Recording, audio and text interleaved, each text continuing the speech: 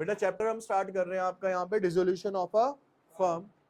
Basically dissolution के अंदर और पिछले चैप्टर्स के अंदर डिफरेंशिएशन कैसे करना है या डिफरेंस आया क्या क्या वो हम समझते हैं थोड़ा सा यहाँ पे। अगर हम बात करें बेटा, हमने जो मेन चैप्टर्स करे हैं ना बेटा, वो क्या करे हमने इसके अंदर, चेंज इन पीएसआर,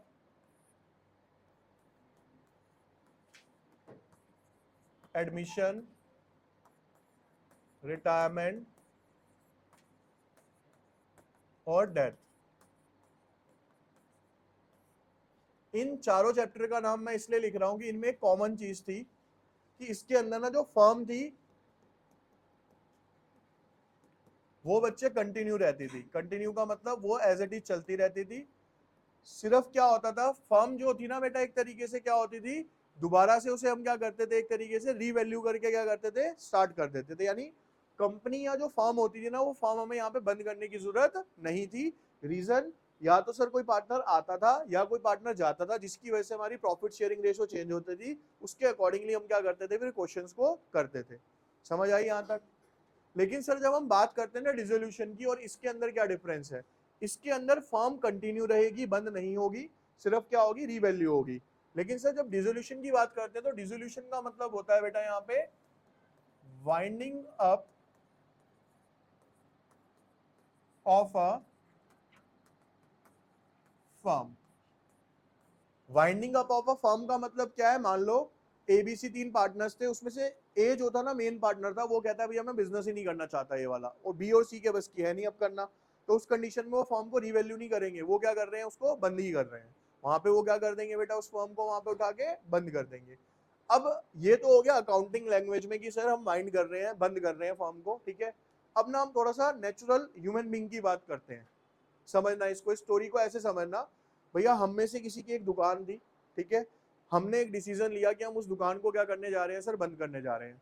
तो जैसे ही मैं उस दुकान को बंद करने की बात करूंगा ना, तो एक नेचुरल इंसान जो होगा, नॉर्मल हम सब में से कोई भी, वो क्या करेगा, वो सबसे पहले देखेगा कि मेरी दुकान में सामान कितना पड़ा है, यानी असेट्स कितनी पड़ी है। पहला स्टेप हो गया हमारा।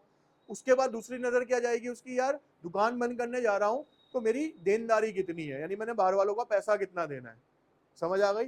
पहला स्टेप समझ आया क्या, मैं देखूंगा मेरी दुकान में सामान क्या क्या पड़ा है। दूसरी चीज देखूंगा सर मेरी देनदारी कितनी है, बाहर वालों को देनी है। अब देनदारी में पे कैसे करूंगा, भैया जब मैं दुकान बंद कर रहा हूँ, जिस चीज का काम है वो बिजनेस वाइंड अप कर रहा हूँ, तो उस सामान का मैं कुछ करूंगा नहीं करूंगा। तो मैं उस सामान को क्या करूंगा सर, बेचूंगा। क्या करूंगा मैं उसको, उससे मेरे पास पैसा आएगा, उससे मैं क्या पे कर दूंगा, अपनी लायबिलिटी पे कर दूंगा। या तो मेरे पास पैसा बचेगा, या मेरे को और जेब से पैसा लगाना पड़ेगा। बचेगा तो प्रॉफिट है, और जेब से लगाना पड़ा तो मैं लॉस में बंद कर रहा हूँ बिजनेस को। भाई बिजनेस कैसे बंद होगा, दो ही कंडीशन में होगा, या तो सर मेरे को सब कुछ करने के बाद प्रॉफिट बचेगा, या सब कुछ करने के बाद मेरा कंपनी का या फर्म का लॉस होगा। अब जो मैंने आपको ये हिंदी में कहानी सी सुनाई है ना बेटा, यही आपका रियलाइजेशन है पूरा का पूरा। अगर ये वर्डिंग आपको याद हो गई ना, आप देखना अकाउंटिंग के यही सारे पार्ट हैं। अगर आप उसे हार्ड लैंग्वेज में समझना चाहो तो जितना मर्जी हार्ड समझ लो, इजी के अंदर बेसिक क्या है, हमने यहाँ पे बनाई, फॉर्मेट बनाते हैं बेटा पहले हम इसका।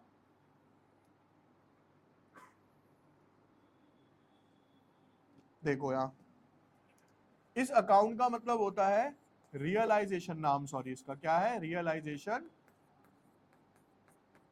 Account, credit, debit. अब सबसे पहले हम समझ लेते हैं सर रियलाइजेशन का मतलब क्या है। आपने ना कई क्वेश्चंस के अंदर एडमिशन और उसमें भी पढ़ा होगा, एक टर्म आता था कि इस मशीनरी की रियलाइज्ड वैल्यू जो है वो इतनी है। रियलाइज्ड वैल्यू का मतलब कि जब मैं इसे बेचूंगा ना तो ये इतने की बिकेगी। तो रियलाइज्ड का मतलब क्या होता है, किसी चीज को बेचने के बाद उसके बदले में जो मेरे को पैसा मिलता है वो क्या कहलाती है, उसकी रियलाइज्ड वैल्यू कहलाती है। इतने में मैंने उसको रिलीज कर दिया, रिलीज का मतलब छोड़ दिया, बेच दिया। समझ आ गई यहाँ पे? अब स्टोरी पे आओ मेरी। मैंने अभी आपको जो एक स्टोरी बताई, पहले यहाँ पे लिखा आपने पर्टिकुलर, फिर लिखा बेटा आपने अमाउंट, फिर से पर्टिकुलर, और फिर से अमाउंट। स्टोरी क्या बताई बेटा मैंने अभी आपको, सर जब भी मैं बिजनेस को बंद करूंगा तो सबसे पहला मेरे दिमाग में ख्याल क्या आएगा कि मेरे बिजनेस में कितनी असेट्स पड़ी हुई हैं। तो यही बेटा इसका क्या है, सबसे पहला स्टेप है। स्टेप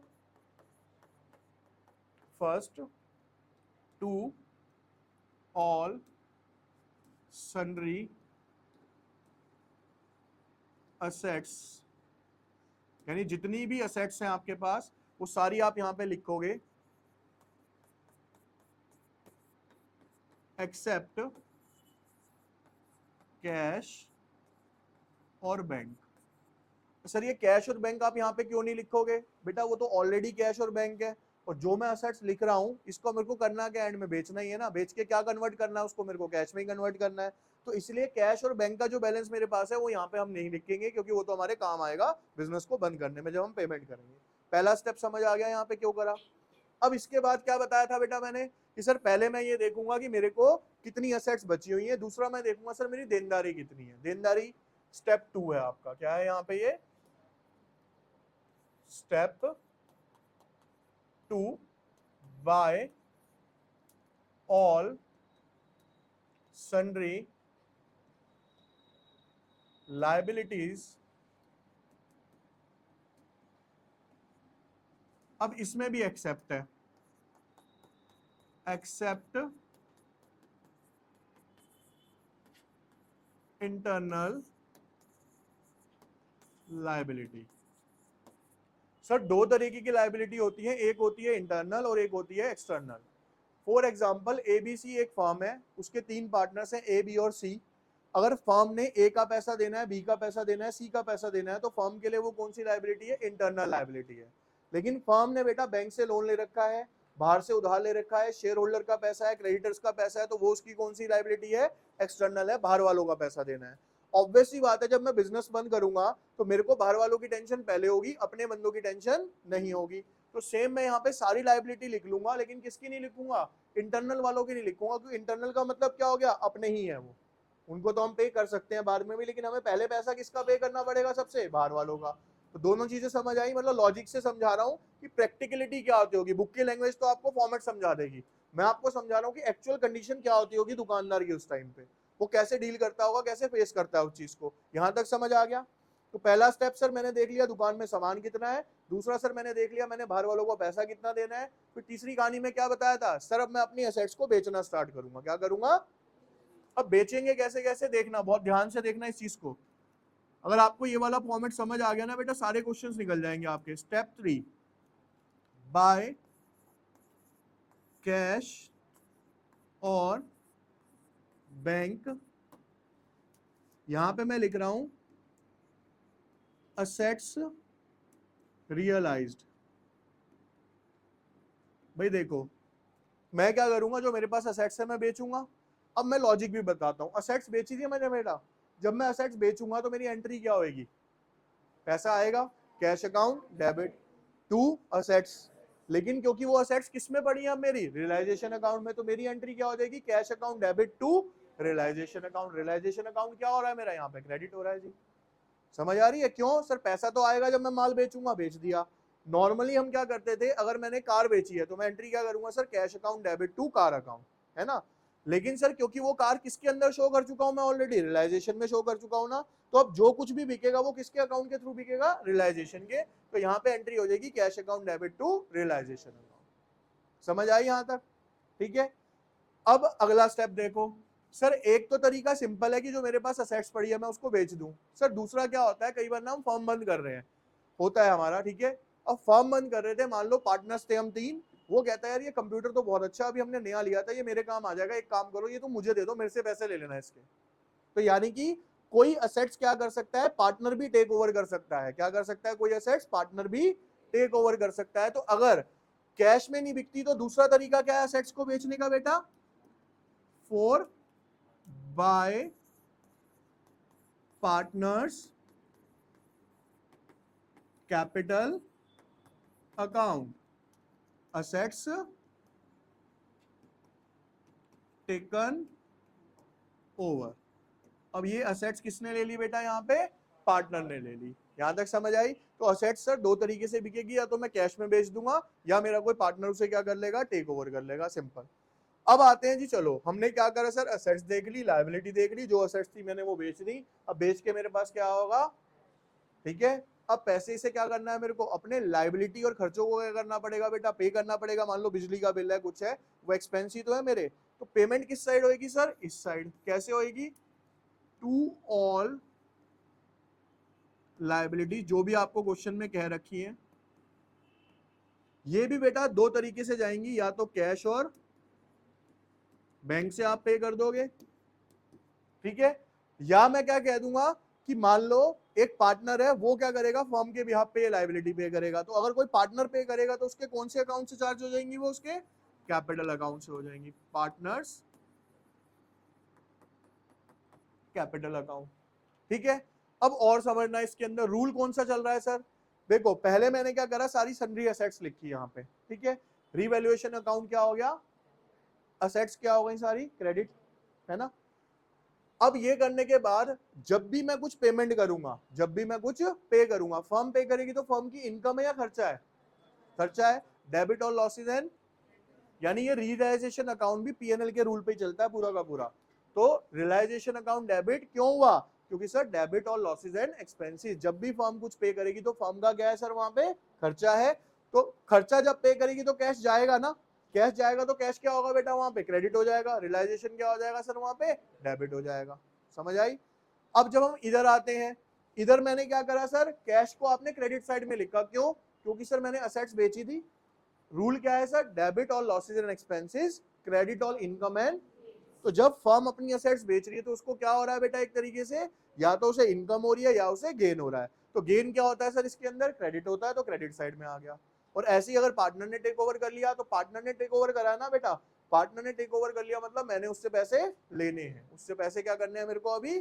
और अगर यहाँ पार्टनर ने पे करा है तो मैंने उसको पैसे देने हैं, ठीक है। तो बेसिकली ये पूरा का पूरा जो प्रोसेस है ना, मैंने आपको एक स्टोरी के थ्रू समझाया कि फर्म एक्चुअल में वहां पे डील कैसे करेगी। समझ आ गया ये सबको कि क्यों बने ये स्टेप्स, कैसे कैसे क्या हो रहा है इसके अंदर, क्लियर है। देखो बेटा अब इसमें भी क्या है सर, या तो डेबिट में बैलेंस बचेगा तो वो क्या हो जाएगा sir, to gain on realisation, पैसा बच गया तो ये हो गई आपकी कौन सी फिगर, बैलेंसिंग फिगर आ गई यहाँ पे। और सर सेम यहाँ पे हो जाएगा क्या, बाय लॉस ऑन रियलाइजेशन, ये क्या हो गई सर आपकी यहाँ पे बैलेंसिंग फिगर, ठीक है। या तो प्रॉफिट आएगा या लॉस आएगा, ठीक है। देखिए बेटा, realisation account, credit, debit, particular,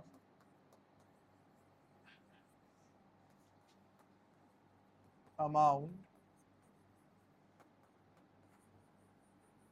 particular amount. अब आते हैं स्टेप्स के ऊपर, ठीक है। क्वेश्चन आपके सामने है, क्वेश्चन नंबर है टीएस ग्रेवाल का 19। सबसे पहला स्टेप क्या है सर हमारा, सारी की सारी असेट्स लिखनी है। तो मैं यहाँ पे लिखता चला जाऊंगा। देखो स्टेप, पहला क्वेश्चन हम स्टेप वाइज करते हैं पूरा। टू सन्ड्री असेट्स, जो जो असेट्स दी हुई हैं आपको बेटा, सबसे पहले दी हुई है सर मशीनरी, मशीनरी दी हुई है सर 3,20,000। सर उसके बाद दी हुई है इन्वेस्टमेंट, इन्वेस्टमेंट दी हुई है सर 3,00,000। उसके बाद सर स्टॉक दिया हुआ है 2,00,000 का। उसके बाद सर डेटर्स दिए हुए हैं हमारे कितने के, 2,00,000 के, 1,00,000 सॉरी, 1,00,000 के। 3 और 2 5 और 1 6 और 3 9, टोटल कितना आ गया सर मेरा यहाँ पे, 9,20,000। क्या लिख लिया सर मैंने, कैश तो लिखना ही नहीं था तो हमने नहीं लिया। पहला स्टेप कंप्लीट। दूसरा स्टेप क्या था सर, लायबिलिटीज लेनी है। तो step 2 bye sundry liabilities. Liability में अगर हम बात करें, सीज लोन नहीं लेंगे, क्योंकि सी कौन है सर हमारा, इंटरनल पार्टनर है, तो इंटरनल लोन हमें यहाँ पे नहीं लेना था। सन्ड्री क्रेडिटर्स कितने के हैं sir, 1,00,000। Bills payable 2 lakh. Sir total जो अमाउंट आया मेरा वो कितना आ गया यहाँ? तो हर क्वेश्चन में पहला और दूसरा स्टेप आपका ये कॉमन रहने वाला है। अब तीसरे स्टेप में क्या था सर, नीचे एडजस्टमेंट नहीं है, देखो क्या लिखा है। कहता है machinery of 3 lakh were given to the creditor in full settlement of their account. हमने बेटा 3 लाख रुपए की जो मशीनरी थी उसके अकाउंट के बदले में हमने जो क्रेडिटर्स को पे करना था दे दिया, ठीक है। And the remaining machinery was sold for 10,000। अब देखो भैया टोटल मशीनरी कितने की है सर? 3 लाख। उसमें से 3 लाख हमने दे दिए किसको? क्रेडिटर को। बाकी कितना बच गया सर? उस 20,000 में से मैंने कितने की बेच दी वो? अब समझना, एक नोट भी ध्यान रखना कि जब भी हम किसी एसेट्स को किसी लायबिलिटी को किसी एसेट से क्या करेंगे? राइट ऑफ करेंगे, तो उसकी कोई भी एंट्री कहीं पे शो नहीं होगी, क्योंकि हमने बेसिकली कुछ दिया नहीं, कुछ लिया नहीं। मैंने ये कह दिया भाई तेरे को पैसे चाहिए थे ना, एक काम कर यहाँ मशीन रखी है उठा के ले जा, तो ये ट्रांजेक्शन कहीं पे भी रिकॉर्ड, ठीक है। लेकिन हाँ, क्योंकि जो बाकी का 20,000 रुपए का पार्ट था वो हमने कितने में बेचा है? 10,000 में स्पेसिफाई है, तो वो हम क्या करेंगे बेटा? यहाँ पे लिखेंगे। स्टेप थर्ड आ गया अब आपका यहाँ पे, by bank account machinery realised. कितने में रियलाइज करी सर?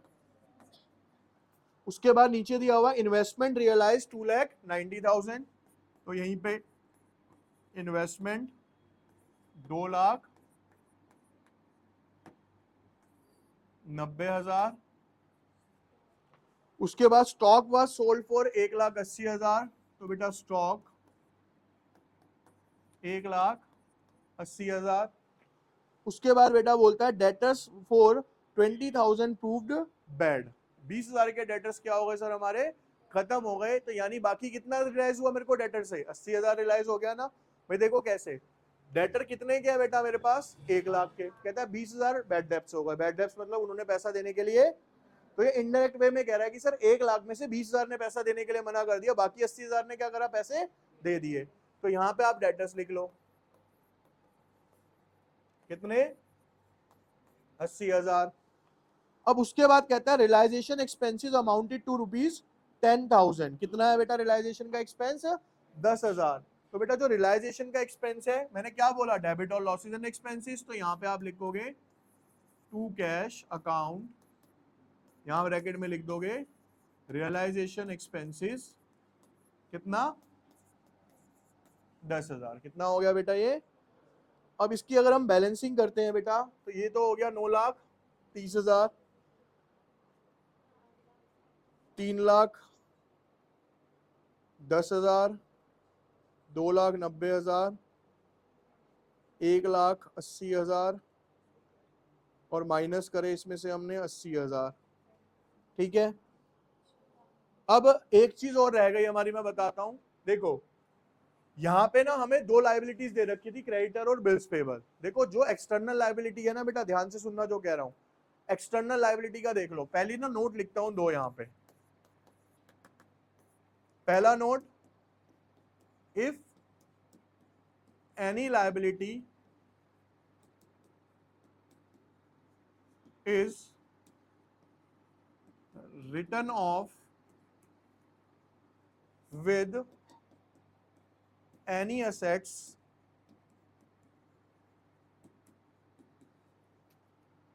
no entry, ठीक है। दूसरा note, if in a question no entry is given regarding external liability payment,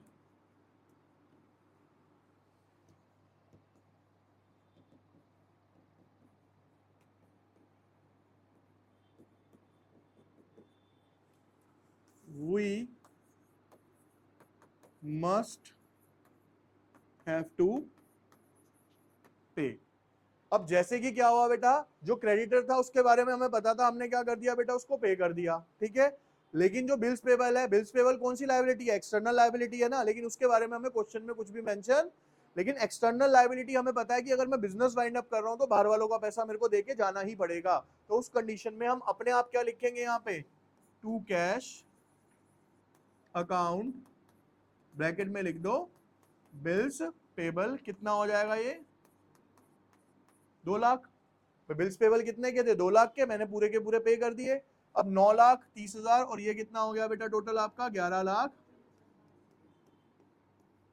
अब यहां पे आपके पास बच जाएगा बाय लॉस ऑन रियलाइजेशन 2,70,000, और पार्टनर्स जो थे CD 3:1:1 में थे, यानी 3/5 हो गया ना इनका।